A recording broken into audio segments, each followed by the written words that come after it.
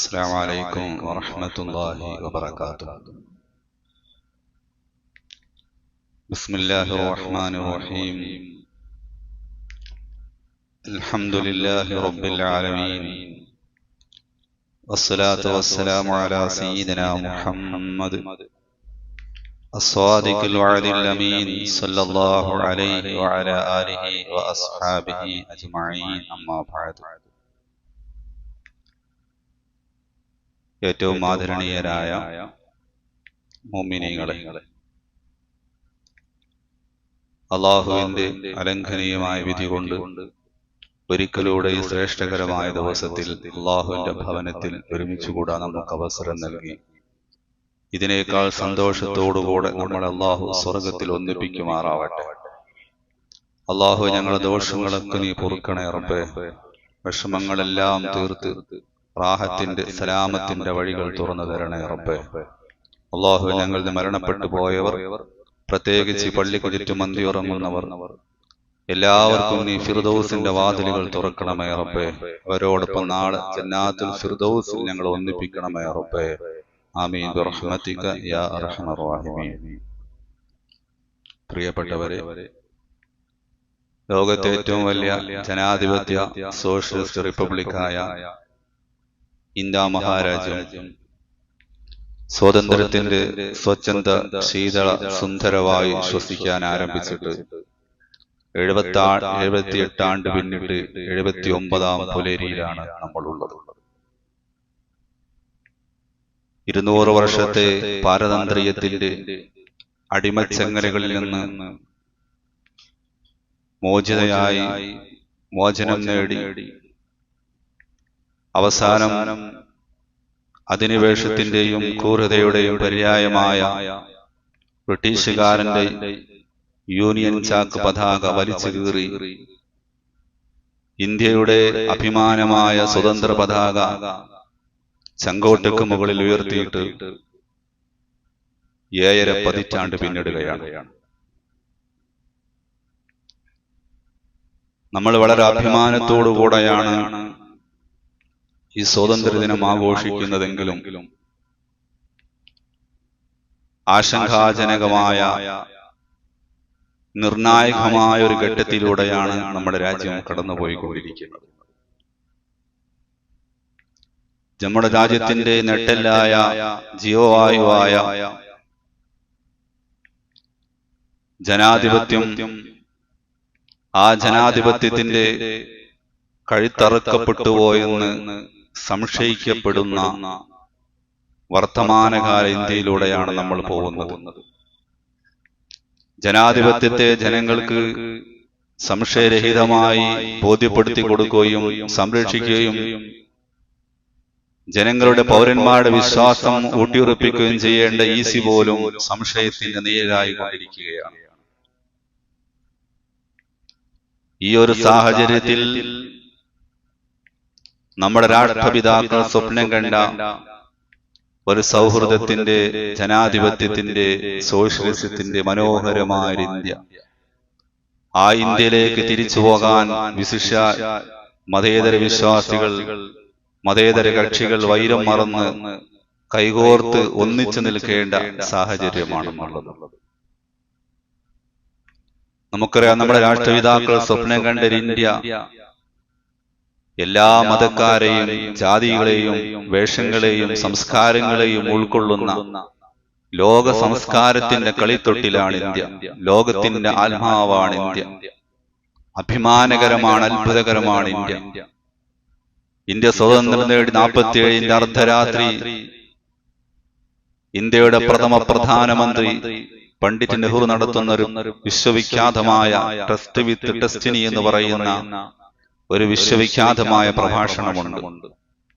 ആ അർദ്ധരാത്രി അദ്ദേഹം പറയുന്നുണ്ട്, ലോകം ഗാഢമായി നിദ്ര കൂടുമ്പോഴും നമ്മുടെ രാജ്യം ഒരു സ്വതന്ത്രത്തിലേക്കും, നമ്മുടെ രാജ്യം പുതിയൊരു പ്രഭാതത്തിലേക്ക് ഉണർന്നു വരികയാണ്, പൊട്ടിവിടരുകയാണ് എന്ന് പറഞ്ഞ അദ്ദേഹം ഈ രാജ്യത്തിന്റെ സ്വഭാവം എന്തായിരിക്കണമെന്ന് കൃത്യമായി നമ്മുടെ പൂർവ്വസൂരികൾ പഠിപ്പിച്ച സ്വഭാവം അത് മതേതരമായിരിക്കണം.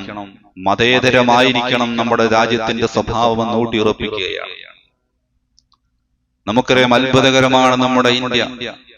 ആയിരക്കണക്കിന് ജാതികൾ, അതിലേറെ ഉപജാതികൾ, ഇഷ്ടം പോലെ മതങ്ങൾ, വ്യത്യസ്തമായ ഭാഷ സംസാരിക്കുന്നവർ, വ്യത്യസ്തമായ വസ്ത്രങ്ങൾ, വൈവിധ്യമാണ്. Unity in ഡൈവേഴ്സിറ്റിയാണ്. നാനാത്വത്തിൽ ഏകത്വം, വൈവിധ്യങ്ങൾ ഉൾക്കൊള്ളുന്ന മനോഹരമാണ് ഇന്ത്യ. കാശ്മീർ മുതൽ കന്യാകുമാരി വരെ നീണ്ടുകിടക്കുന്ന ഈ ഇന്ത്യ എന്ന ടെറിറ്ററി, ഈ ഇന്ത്യ എന്ന ടെറിറ്ററിയെ ഏകോപിപ്പിക്കുന്ന ഏകകം മതമോ സംസ്കാരങ്ങളോ ഒന്നുമല്ല. ആ ഏകകം ഇന്ത്യൻ കോൺസ്റ്റിറ്റ്യൂഷനാണ്, ഇന്ത്യൻ ഭരണഘടന. വ്യത്യസ്തമായ വൈവിധ്യങ്ങളാർന്ന ഈ വൈവിധ്യങ്ങളാകുന്ന മനോഹരമായ പൂന്തോട്ടത്തെ, ആ പൂന്തോട്ടത്തെ ഏകോപിപ്പിക്കുന്ന ഏകകം ഇന്ത്യയുടെ മഹത്തായ കോൺസ്റ്റിറ്റ്യൂഷനാണ്. നമ്മുടെ മഹാരഥന്മാർ ദീർഘവീക്ഷണത്തോടുകൂടെ ലോകത്തെ ത്രസിപ്പിച്ചു കളഞ്ഞിട്ടുള്ള ഫെഡറൽ കോൺസ്റ്റിറ്റ്യൂഷനാണ് നമ്മുടേത്. ആ ഭരണഘടനയുടെ ആമുഖം പോലും, പ്രിയാമ്പിൾ പോലും ആരംഭിക്കുന്നത് we the people of India എന്ന് പറഞ്ഞുകൊണ്ടാണ്. നമ്മൾ ഇന്ത്യക്കാർ. എന്ത് മനോഹരമാണത്! ഇവിടെ ജാതിയുടെയും മതത്തിന്റെയും വർണ്ണത്തിന്റെയും വർഗത്തിന്റെയും ദേശത്തിന്റെയും സംസ്കാരത്തിന്റെയും വിവേചനങ്ങൾ കൊണ്ട് സമൂഹത്തെ തമ്മിലടിപ്പിക്കാനുള്ളതല്ല. ആ വൈജാത്യങ്ങൾ മറന്ന് നമ്മൾ ഒന്നിച്ചു നിന്നപ്പോഴാണ് നമ്മൾ സ്വതന്ത്രം നേടിയത്. ഇവിടെ എല്ലാ മതങ്ങൾക്കും, ഇവിടെ ഏത് പൗരനും ഇഷ്ടമുള്ള മതം സ്വീകരിക്കാം, മതം നിരാകരിക്കാം. അതിനൊന്നും ഇന്ത്യ രാജ്യത്ത് യാതൊരു വിഷമവും ഉണ്ടാവേണ്ടതില്ല. നോക്കൂ, നമ്മൾ ഇന്ത്യയിൽ ഇഷ്ടമുള്ള മതം സ്വീകരിക്കാമെന്ന് ഇന്ത്യൻ കോൺസ്റ്റിറ്റ്യൂഷൻ അതിന്റെ 25-ാം ആർട്ടിക്കിൾ, 25-ാം അനുച്ഛേദത്തിൽ കൃത്യമായി പറയുന്നുണ്ട്. ഇവിടത്തെ പൗരൻ, ആൾ പേഴ്സൺസ് ആർ ഈക്വലി എന്ന് പറഞ്ഞുകൊണ്ട് അവസാനം പറയുന്നുണ്ട്, freely profess to practise and propagation religions. ഇവിടെ ഇഷ്ടമുള്ള മതം സ്വീകരിക്കാം, ആ ഇഷ്ടമുള്ള മതം പ്രബോധനം ചെയ്യാം. അതിന് മതം ഒരിക്കലും രാഷ്ട്രം തടസ്സമല്ലെന്ന് പറയുന്നത് എവിടെയാണ്? ഇന്ത്യൻ കോൺസ്റ്റിറ്റ്യൂഷന്റെ ഏറ്റവും പ്രധാനമായിട്ടുള്ള നിയമങ്ങൾ വിശദീകരിക്കുന്ന ഫണ്ടമെന്റൽ റൈറ്റ്സ് വിശദീകരിക്കുന്ന ഇടത്താണ്. ഇന്ത്യൻ കോൺസ്റ്റിറ്റ്യൂഷൻ പഠിച്ചവർക്കറിയാം, ഭരണഘടന പഠിച്ചവർക്കറിയാം, പ്രധാനമായും അതിന്റെ നിയമങ്ങൾ പറയുന്ന രണ്ട് രീതിയിലാണ്. ഒന്ന് ഫണ്ടമെന്റൽ റൈറ്റ്സ് ആണ്, മൗലിക അവകാശങ്ങൾ. രണ്ട് ഡയറക്റ്റീവ് പ്രിൻസിപ്പിൾസ് എന്ന് പറയും. ഡയറക്റ്റീവ് പ്രിൻസിപ്പിൾസ് എന്ന് പറഞ്ഞാൽ തത്വോപദേശങ്ങൾ. എന്നാൽ ഇന്ത്യയിൽ ഇഷ്ടമുള്ള മതം സ്വീകരിക്കാൻ അവകാശമുണ്ട് എന്നത് ഇന്ത്യയിലെ ഓരോ പൗരന്റെയും മൗലിക അവകാശമാണ്. ഫണ്ടമെന്റൽ റൈറ്റ്സ് ആണ് രേഖപ്പെടുത്തിയത്. അതിലൊരിക്കലും രാഷ്ട്രം തടസ്സമാവാനേ പാടില്ല. ഇഷ്ടമുള്ള മതം സ്വീകരിക്കാം, ഇഷ്ടമുള്ള മതം പ്രബോധനം ചെയ്യാം. അത് രാജ്യത്തിലെ ഓരോ പൗരന്റെയും അവകാശമാണ്, മൗലിക അവകാശമാണെന്ന് ഫണ്ടമെന്റൽ റൈറ്റ്സ് വിശദീകരിച്ചു കൊടുത്ത് പറയുകയാണ്. സാമൂഹിക വിപത്തായിട്ടുള്ള മദ്യം പോലും പ്രഹിബിഷൻ നടപ്പാക്കണമെന്ന് പറയുന്നത് എവിടെയാണ്? സമൂഹത്തെ കാർന്നു തിന്നുന്ന മദ്യം പോലും രാജ്യത്ത് നിരോധിക്കണമെന്ന് പറയുന്നത് ഇന്ത്യൻ കോൺസ്റ്റിറ്റ്യൂഷന്റെ ഡയറക്റ്റീവ് പ്രിൻസിപ്പിൾസ് പറയുന്ന ഇടത്താണ്, തത്വോപദേശം പറയുന്ന ഇടത്താണ്. അവിടെയാണ് നമ്മുടെ രാജ്യത്തിന്റെ മതേതരത്തിന്റെ മനോഹരമായ ആകാശമാണ്, സ്വാതന്ത്ര്യത്തിന്റെ മനോഹരമായ ഒരു സീമയാണ് രാഷ്ട്രശില്പികൾ ഭരണഘടനയിലൂടെ നമുക്ക് തുറന്നു തന്നിട്ടുള്ളത്. നമ്മുടെ രാജ്യത്തിന്റെ സെക്കുലറിസം പോലും വ്യത്യാസമുണ്ടെന്നാണ്. നമ്മുടെ രാജ്യത്തിന്റെ സെക്കുലറിസം എന്ന് മതേതരത്വം എന്ന് പറയുന്നത് യൂറോപ്യൻ മതേതരത്വം പോലെയല്ല. യൂറോപ്യൻ മതേതരത്വം എന്ന് പറയുന്നത് എക്സ്ക്ലൂസീവായ മതേതരത്വമാണ്. മതത്തെ നിരാകരിക്കുന്ന, മതത്തെ അംഗീകരിക്കാത്ത, മതത്തെ സ്വീകരിക്കാത്ത മതേതരമാണെങ്കിൽ ഇന്ത്യൻ മതേതരത്വം ഇൻക്ലൂസീവായിട്ടുള്ള എല്ലാ മതങ്ങളെയും സ്വീകരിക്കുന്ന, സംസ്കാരങ്ങൾ സ്വീകരിക്കുന്ന. നോക്കൂ, 3 മതങ്ങൾ ഇന്ത്യ നൊന്ത് പ്രസവിച്ചതാണെങ്കിൽ ബുദ്ധമതവും ജൈനമതവും സിഖ് മതവും ഹിന്ദു മതവുമെല്ലാം ഇന്ത്യയിൽ നിന്നുള്ളതാണെങ്കിൽ ആ മതം കൊണ്ടൊന്നും ആഗ്രഹം തീരാത്തത് കൊണ്ടാണ് 3 ലോകമതങ്ങളെ ഇന്ത്യ കൈനീട്ടി സ്വീകരിച്ചു. ഇസ്ലാം മതം ജൂതമതവും ക്രൈസ്തമതവും ഇന്ത്യ കൈനീട്ടി സ്വീകരിച്ച മതങ്ങളാണ്. ഇങ്ങനെ ഇന്ത്യ ഒരു മനോഹരമായ പൂവാടിയാണ്.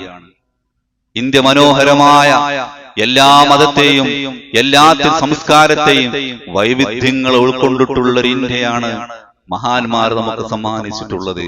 പക്ഷേ ആ ഇന്ത്യ നിലനിൽക്കേണ്ടതുണ്ട്.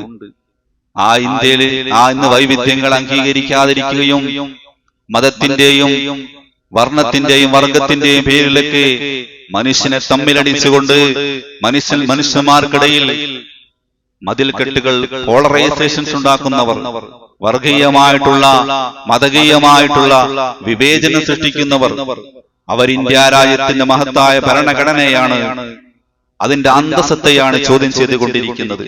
അതുകൊണ്ട് ആ മനോഹരമായ ഇന്ത്യ നമുക്ക് തിരിച്ചു പിടിക്കേണ്ടതുണ്ട്. ഇന്ത്യ ഒരിക്കലും മരിക്കാൻ പാടില്ല. പൂർവ്വസൂരികൾ സ്വപ്നം കണ്ട ആ പൂർവ്വസൂരികളുടെ രക്തം കൊണ്ട് ചെഞ്ചായമണിഞ്ഞതാണ് മലബാർ എന്നൊക്കെ പറയുന്നത്. മലബാറിൽ ധീരോദാത്തമായ സമരത്തിന്റെ ചരിത്രമാണ് നമുക്ക് പറയാനുള്ളത്. ഈ ഒരു ദിവസം നമ്മുടെ മഹാരഥന്മാരെ നമുക്ക് മറക്കാൻ കഴിയില്ല. എത്രയെത്ര ധീരോദാത്തമായ പോരാട്ടങ്ങൾക്കാണ് മലബാർ സാക്ഷ്യം വഹിച്ചത്. എത്രയെത്ര ധീരോദാത്തമായ നമ്മുടെ പരിസരം തന്നെ എത്രയെത്ര വലിയ സമരങ്ങൾക്ക് സാക്ഷ്യം വഹിച്ചിട്ടുണ്ട്.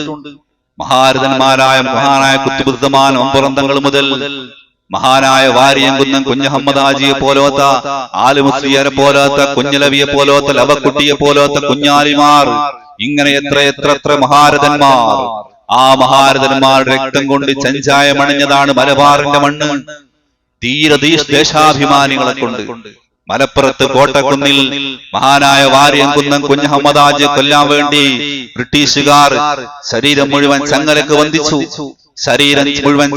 ബന്ധിച്ച് പിൻവശം നിർത്തി പിന്നിലേക്ക് തന്റെ പുറം വശത്തേക്ക് മുതുകിലേക്ക് വെടിയുതിർക്കാമെന്ന സായിപ്പിന്റെ മുഖത്തേക്ക് നോക്കി, എന്നെ തിരിച്ചു നിർത്തടാ, ബ്രിട്ടീഷുകാരന്റെ തുപ്പാക്കി തോക്കുകളിൽ നിന്ന് വരുന്ന വെടിയുണ്ട നെഞ്ചിലേക്ക് സ്വീകരിച്ച് ഞാൻ ആത്മസംതൃപ്തിയോടുകൂടി രാജ്യത്തിന് വേണ്ടി മരിച്ചു വീഴാൻ ഒരുക്കമാണടാ എന്ന് ബ്രിട്ടീഷുകാരന്റെ മുഖത്തേക്ക് നോക്കി ഗർജിച്ച മഹാനായ വാരിയംകുന്നം മുഹമ്മദ് ഹാജിയുടെ പിന്തരമുറക്കാരെ പൗരത്വത്തിന്റെ പൗരത്വം പറഞ്ഞുകൊണ്ട് ഭീഷണിപ്പെടുത്തുന്ന അധികാരി വർഗങ്ങൾ തിരിച്ചറിയേണ്ടത്, നമ്മൾ ഈ രാജ്യത്ത് ജനിച്ചവരും നമ്മുടെ പൂർവ്വപിതാക്കൾ നേടിയെടുത്ത സ്വാതന്ത്ര്യം അത് കാത്തു സൂക്ഷിക്കുകയും ഈ മണ്ണിൽ നിന്ന് അലിഞ്ഞു ചേരുകയും ചെയ്യേണ്ടവരാണ്. അത് ഈ ഇത്ര വലിയ പോരാട്ടം നയിച്ചവരെ പൗരത്വത്തിന്റെ ഭീഷണി പറഞ്ഞുകൊണ്ട് വിരട്ടിക്കൊണ്ടിരിക്കുന്ന ഭരണകർത്താക്കളാണ് നമ്മുടെ രാജ്യം ഭരിച്ചുകൊണ്ടിരിക്കുന്നത്. അതുകൊണ്ട് നാം മനസ്സിലാക്കേണ്ടത്, നമ്മുടെ ഇന്ത്യ നിലനിൽക്കുന്ന കാലത്തോളം നമ്മുടെ പൂർവ്വസൂരികൾ കാണിച്ചു തന്ന സൗഹൃദത്തിന്റെ ഇന്ത്യ അതിവിടെ നിലനിൽക്കുക തന്നെ വേണം. നമ്മുടെ രാജ്യത്തിന്റെ നട്ടെല്ല് മതേതരത്വമാണ്, ജനാധിപത്യമാണ്. നമ്മുടെ രാജ്യത്തിന്റെ ഏറ്റവും വലിയ പുസ്തകം, ഏറ്റവും വലിയ മാർഗദർശനം അതിന്റെ ഉന്നതമായ കോൺസ്റ്റിറ്റ്യൂഷനാണ്. അതിവിടെ നിൽക്കണം, തനതായ രീതി നിൽക്കണം. നമുക്കറിയാം, ഒരാഴ്ച കാലമായി നമ്മുടെ രാജ്യം നടന്നുകൊണ്ടിരിക്കുക നമ്മുടെ രാജ്യത്തിന്റെ ഡെമോക്രസിയെ കുറിച്ച്, നമ്മുടെ രാജ്യത്തിന്റെ ജനാധിപത്യത്തെ കുറിച്ച് അശുഭകരമായ വാർത്തകളാണ് പരന്നുകൊണ്ടിരിക്കുന്നത്. ഞെട്ടിക്കുന്ന വാർത്തകളാണ് പുറത്തു വന്നുകൊണ്ടിരിക്കുന്നത്. അത് ശരിയാണോ അല്ലേ എന്ന് പരിശോധിച്ചു കൊള്ളട്ടെ. പക്ഷേ അശുഭകരമായ വാർത്തകൾ. ഒറ്റമുറിയിൽ പോലും 80 വോട്ടർമാർ, കൊച്ചു വീടുകളിൽ പോലും 100 ചില്ലാനം വോട്ടർമാർ, പിതാവിന്റെ പേര് ABCD EFGHIJK എന്ന് പറയുന്ന പിതാക്കന്മാർ. നോക്കൂ നിങ്ങൾ, നമ്മുടെ ജനാധിപത്യം എവിടെ എത്തി നിൽക്കുകയാണ്? നമ്മുടെ ജനാധിപത്യത്തിന്റെ അവസ്ഥ എന്തായി നിൽക്കുകയാണ്? ഭാര്യയുടെ പേര് ഫുൾ സ്റ്റോപ്പ് കോമ എന്ന്, ഭർത്താവിന്റെ പേര് 2 കോമ, 2 പുള്ളികൾ, മക്കളുടെ പേരുകൾ കോമകൾ. നോക്കൂ, നമ്മുടെ ജനാധിപത്യം അപകടകരമായ അവസ്ഥയിലേക്ക് പോയിക്കൊണ്ടിരിക്കുന്ന ദുസ്സൂചനകളാണ്. അതെല്ലാം സംശയരഹിതമായി തെളിയിക്കപ്പെടേണ്ടതുണ്ട്. അതുകൊണ്ട് ആ സംശയകരമായി തെളിയിക്കപ്പെടേണ്ടതുണ്ടെന്ന് ഒരാൾ പറഞ്ഞാൽ ആ ആശയത്തിന്റെ കൂടെ നിൽക്കുന്ന നമ്മുടെ ബാധ്യതയാണ്. അയാൾ രാഷ്ട്രീയം നോക്കിയിട്ടില്ല, അയാൾ സംസാരിക്കുന്നത് ഇന്ത്യയുടെ ഹൃദയ ഭാഷയാണ്, നമ്മുടെ രാജ്യത്തിന്റെ ഹൃദയ ഭാഷയാണ് സംസാരിച്ചുകൊണ്ടിരിക്കുന്നത്. ആ മനുഷ്യൻ സംസാരിക്കുന്നത് ആ മനുഷ്യന് വേണ്ടി മാത്രമല്ല, ഈ രാജ്യത്തെ ഈ രാജ്യത്തെ പരകോടി വരുന്ന കോടിക്കണക്കിന് വരുന്ന ജനങ്ങളുടെ ഹൃദയ ഭാഷയിലാണ് ആ മനുഷ്യൻ സംസാരിച്ചുകൊണ്ടിരിക്കുന്നത്. രാജ്യത്തിന്റെ തെരുവുകൾ മുഴുവൻ ആ മനുഷ്യന് കൂടെ നിൽക്കുന്നത്, ആ ആശയത്തിന് കൂടെ നിൽക്കുന്നത്, ഈ രാജ്യത്തിന്റെ പൗരന്മാരുടെ ശബ്ദത്തെ അയാൾ ഉച്ചേസ്തരം യാതൊരു ലവലേശം ഭയരഹിതമായി സംസാരിച്ചത് കൊണ്ട് മാത്രമാണ്. അതുകൊണ്ട് ഇന്ത്യ എന്ന ആശയത്തിന് കൂടെയാണ് നമ്മൾ നിൽക്കേണ്ടത്. എന്തൊക്കെ പറഞ്ഞാലും ശരി, രാജ്യത്തെ ഫാഷിസം അതിന്റെ എല്ലാവിധ കുതന്ത്രങ്ങൾ പ്രയോഗിച്ച് ഫാഷിസത്തിന്റെ കാർമേഘങ്ങൾ വളർന്നു വന്നിട്ടുണ്ടെങ്കിലും ശരി, അതിന് കൃത്യമായ റെഡ് സിഗ്നൽ നൽകി കഴിഞ്ഞു എന്ന സന്ദേശമാണ് നമ്മുടെ രാജ്യം നൽകിക്കൊണ്ടിരിക്കുന്നത്. അതുകൊണ്ട് നമ്മുടെ പൂർവ്വഗാമികൾ സ്വപ്നം കണ്ട ഒരു പ്രശ്നങ്ങളില്ലാത്ത, വൈരങ്ങളില്ലാത്ത ആ യഥാർത്ഥ ഇന്ത്യയിലേക്ക് നമുക്ക് തിരിച്ചു പോകാൻ കഴിയണം. ഇവിടെ എല്ലാ മതക്കാരും കൈകോർത്ത് പിടിച്ച ഒരു മനോഹരമായ രാജ്യമാണ് ഇന്ത്യ. നമ്മുടെ കേരളം നോക്കൂ നിങ്ങൾ. മഹാനായ ഖുത്ബുസ്സമാൻ തങ്ങളെ പറയുമ്പോ ആ ഖുത്ബുസ്സമാനെ കൂടെ ചേർത്ത് പറയുന്നൊരു പേര് കോതുനായർ എന്നാണ്. അത് മലബാറിന്റെ മനോഹരമായ സൗഹൃദത്തിന്റെ അധ്യായമാണ്. മലബാറിൽ ഒരു മാപ്പിളയെ കിട്ടാഞ്ഞിട്ടതല്ലോ മഹാനായ ഖുത്ബുസ്സമാൻ സയ്യിദ് അലി മമ്പുറന്തങ്ങൾ കോതുനായർ എന്ന് പറയുന്ന ഒരാൾ തന്റെ PA പേഴ്സണൽ അസിസ്റ്റന്റ് ആക്കിയത് മലബാറിൽ ഒരു മാപ്പിളയെ കിട്ടാഞ്ഞിട്ടല്ല. അത് മലബാറിന്റെ മനോഹരമായ സൗഹൃദത്തിന്റെ മുഖത്തെ ലോകത്ത് പഠിപ്പിക്കാൻ വേണ്ടിയായിരുന്നു. മഹാനായ കുഞ്ഞായി മുസ്ലിയാരെ പറയുമ്പോ മങ്ങാട്ടച്ചനെ പറയാതെ കുഞ്ഞായി മുസ്ലിയാരുടെ ചരിത്രം പൂർണ്ണമാകില്ല. പൊന്നാനിയിൽ മഹാനായ കുഞ്ഞായി മുസ്ലിയാർ, ആത്മീയതയുടെ പർവ്വതം താണ്ടിയ മഹാനായ കുഞ്ഞായി മുസ്ലിയാർ, ആ കുഞ്ഞായി മുസ്ലിയാർ ഉറ്റ സുഹൃത്തായത് മങ്ങാട്ടച്ചൻ എന്ന് പറയുന്ന ഹൈന്ദവനായിരുന്നുവെങ്കിൽ അത് മലബാറിന്റെ മനോഹരമായ സൗഹൃദത്തെയാണ് സൂചിപ്പിക്കുന്നത്. ആ ഒരർത്ഥത്തിൽ ഇന്ത്യയിൽ എന്തൊക്കെ വന്നാലും ശരി, ഇന്ത്യ സൗഹൃദത്തിലേക്ക് തിരിച്ചു പോവുക തന്നെ ചെയ്യും. ഏത് ഫാഷിസത്തിന്റെ കരിനഖങ്ങൾ കൊണ്ട് ഇന്ത്യയെ ഉഴുതുമറിച്ചാലും, ഫാഷിസത്തിന്റെ കാർമേഘങ്ങൾ ഇന്ത്യയുടെ നീലാകാശത്ത് പരന്നാലും, ആ കാർമേഘങ്ങളെല്ലാം മാഞ്ഞ് ഒരു മനോഹരമായ നക്ഷത്രം ഉദിക്കുന്നൊരു നാൾ ഇന്ത്യക്കുണ്ടാകുക തന്നെ ചെയ്യും. യാതൊരു സംശയമില്ല. ഇന്ത്യയുടെ മണ്ണ്, ഇന്ത്യയുടെ ആത്മാവ് അത്രമേൽ മനോഹരവും സൗഹൃദവും നന്മയാർന്ന മണ്ണുമാണ്. അതുകൊണ്ട് ആ നന്മയിലേക്ക് നമുക്ക് തിരിച്ചു പോകേണ്ടതുണ്ട്. നമ്മുടെ മഹാന്മാർ കാണിച്ചു തന്ന ആ വൈരമില്ലാത്ത, ആ സന്തോഷത്തിന്റെ, ആ സൗഹൃദത്തിന്റെ ആ ഇന്ത്യയിലേക്ക് നമുക്ക് തിരിച്ചു പോകണം. അതുകൊണ്ട് ഇന്ത്യ ജയിക്കട്ടെ, ഇന്ത്യയുടെ മതേതരത്വവും ഇന്ത്യയുടെ മൂല്യവും നിലനിൽക്കട്ടെ, ഇന്ത്യയുടെ പ്രൗഢമായ പാരമ്പര്യം എക്കാലവും നിലനിൽക്കട്ടെ എന്ന് ആശംസിച്ചുകൊണ്ട് എല്ലാവർക്കും പ്രത്യേകിച്ച് ഈ ദിവസത്തിന്റെ പ്രത്യേകത കണക്കിലെടുത്തുകൊണ്ട് സ്വാതന്ത്ര്യ ദിനാശംസകൾ നേർന്നുകൊണ്ട് ഞാൻ വാക്കുകൾ അവസാനിപ്പിക്കുകയാണ്. അല്ലാഹു സുബ്ഹാനഹു തആല നമ്മുടെ രാജ്യത്ത് എക്കാലം സൗഹൃദം നിലനിർത്തി തരുമാറാവട്ടെ. എക്കാലം മരിക്കുന്നവരെ നമുക്കും നമ്മുടെ പിൻതലമുറക്കും ഈമാൻ അനുസരിച്ച്, ഇസ്ലാം അനുസരിച്ച് ഇസ്സത്തോടെ ജീവിക്കുവാനുള്ള ഒരു സാഹചര്യം അല്ലാഹുവിനെ ഒരുക്കി തരണമേ റബ്ബേ. അല്ലാഹു അനുയായ ഭരണീയരോട് കരുണ കാണിക്കുന്ന ഭരണാധികാരികളെ തന്നുകൊണ്ട് എല്ലാം ഒരു ഉമ്മപറ്റ മക്കളെ പോലെ ഇന്ത്യ ഒരു ജനത, ഒരു ഇന്ത്യ ഒരു ജനത എന്ന രീതിയിൽ എല്ലാ മതക്കാരെയും പരസ്പരം സ്നേഹിച്ചുകൊണ്ട് ഒന്നിച്ചു പോകുന്ന ഒരു ഇന്ത്യ എക്കാലം ഞങ്ങൾക്ക് നിലനിർത്തി തരണമേ റബ്ബേ. റബ്ബനാ ആതിനാ ഫിദ്ദുനിയാ ഹസനതൻ വഫിൽ ആഖിറതി ഹസനതൻ വഖിനാ അദാബന്നാർ. ആമീൻ ബിറഹ്മതിക യാ അർഹമർ റഹീമീൻ.